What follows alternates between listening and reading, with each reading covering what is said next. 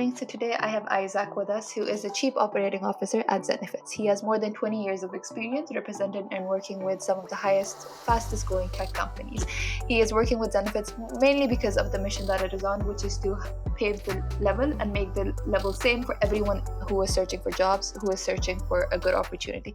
Let's welcome Isaac on 10 Minutes of Hiring Wisdom, where he will tell us about why he's working with Zenefits, what caused him to work for such an amazing company, and just his general experience and the do's and don'ts when it comes to applying for jobs. Hi, Isaac. How are you doing today? I'm good. How are you? I am doing well. Thank you so much for joining us, Isaac. And can you maybe just elaborate a little more on your experience, your degree, how you ended up at Zenefits? So, short-term summary. Sure. Well, I have a non-traditional path to becoming a chief That's operating always the officer. best version of stories. Don't worry. I think so. I agree. I'm definitely an example of setting a course and sticking to it, even if it is not a straight path. So I ended up at Zenefits after previously in a senior operating role at a video technology company. The CEO of that company, Jay Fulcher, recruited me and hired me in my first operating role. Prior to being an operator, I spent 15 years in the private practice of law, representing high growth technology companies, small as well as scaled multinationals. And I just got to a point in my career where I, tell people I wanted to go be the client, if you will. And while I enjoyed providing the legal advice and counsel, ultimately I wanted to be a part of a team, building a company and providing opportunities for, really talented people who, with good leadership and support and development could reach their natural heights in the same way that, I was able to get significant opportunities throughout my professional career and then make the most of them by performing and then growing and learning and developing, oftentimes as a beneficiary of other people's goodwill, just pointing me in the right direction. And I chose Zenefits because I do believe in the mission. Our mission is level the playing field for essentially the small businesses in the United States. There are more than 6 million companies in the U.S. alone with less than 500 employees. So it drives our economy. And those small businesses usually don't have the benefit of the tools that scaled enterprise companies do. And our software, human capital management, payroll, benefit administration, really makes it possible for small businesses to operate very efficiently, both from hiring employees, managing and developing them, and then paying them and providing benefits that, again, oftentimes are not associated with small businesses in the United States. So we believe our mission is so aligned with our values as a company. For example, we talk about in it together. In it together means supporting each other day in and day out and supporting our customers.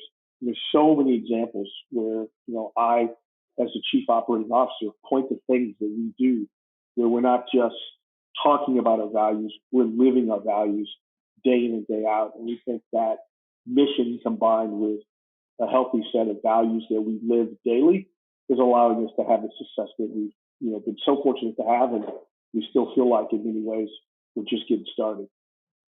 That makes sense. That makes a lot of sense. And I think eventually, if people start believing in the mission and values, that automatically translates into higher productivity, people putting in more effort, just because they believe in the larger cause that is something that's bigger than them.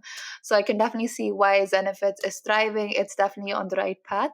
And I'm glad that businesses like yours still exist, Isaac, specifically, which is to help small businesses thrive in this environment, because usually it's the multinationals, corporates taking over the world, and the small businesses never get a chance. But it's great to see that there actually are companies that are willing to support them, and things seem to be going well. So congratulations on that. And Isaac, you specifically mentioned that you were recruited for an operating officer role. So can you maybe specify more on that? Like, what caused you to pave your way? What were you doing before, and what caused you to change your path then? Very good question. A couple things that play into where I am today. First and foremost, opportunity.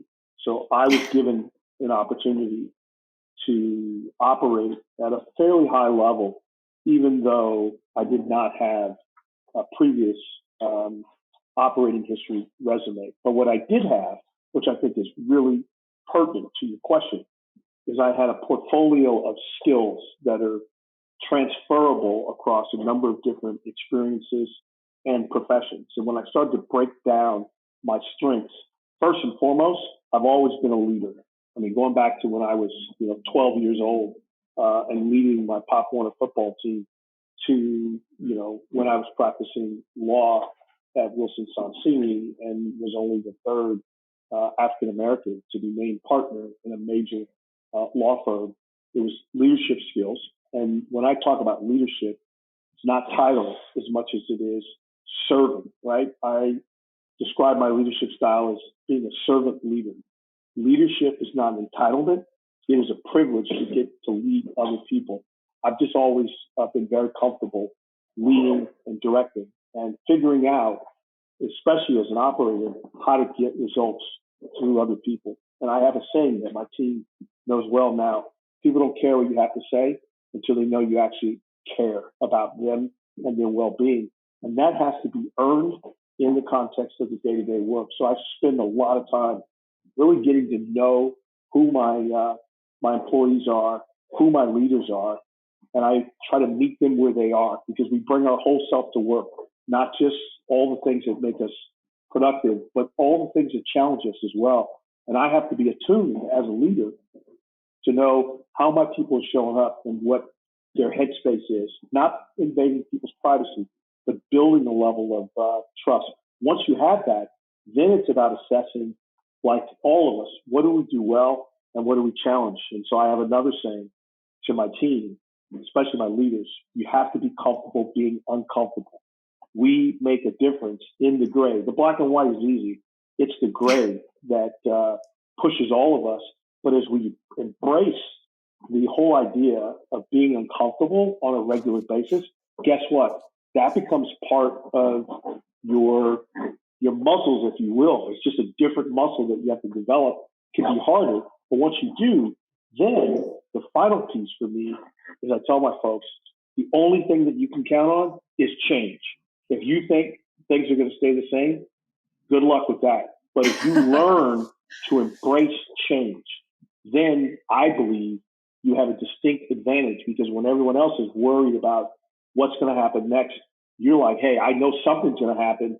I'm not sure exactly what it is, but when it does, I'll be ready. And those things, I think, have propelled me to this role. When Jay hired me at Uyala, initially as a senior vice president and general counsel, we had a running agreement, which was, yes, I'll be the general counsel. I have a wealth of experience, but ultimately, I want to have a broader operating portfolio. And he smiled at me and he said, be careful what you ask for because you're going to get it. And the more I did, the more work I was rewarded. And in the end, in 5 years in Yala, I went from the least likely person to be Jay's ultimate successor to the most likely person inside of 5 years. And then I just carried that over to Zenefits, where I'm at now, working again with him and building a company. And it's phenomenal what we've been able to do in a relatively compressed period of time, dismantling one business model and building a new one and doing it with 75% less people. So talk about efficiency, scale, but also a highly engaged, employee base, which is the key to our success and ultimately the real success that we want to have. The last thing I would say about how I approach things, I borrowed something from recently from Chris Paul, who plays for the Phoenix Suns, and then they lost a very tough Game 5 in the NBA Finals. In the post-game conference, he said, everything we want, coach tells us, everything we want is on the other side of hard. And that's what I tell my team. Everything we want to be as a company is on the other side of hard. So let's just embrace the hard, know that it's going to be tough, but the rewards will be many. And more importantly, individually, each of us will grow and we'll take confidence with us, whatever else we decide to do down the road, knowing that just because it was hard, it didn't stop us from, getting to the good. Okay, wow. I can definitely see why Zenefits has gone so far, because you are definitely very motivational, Isaac, and definitely being under a leader like you who knows how not only to lead people but embody the values and the mission that the company is representing is something so important and unique. And I can definitely see how you are an example of the culture that Zenefits represents.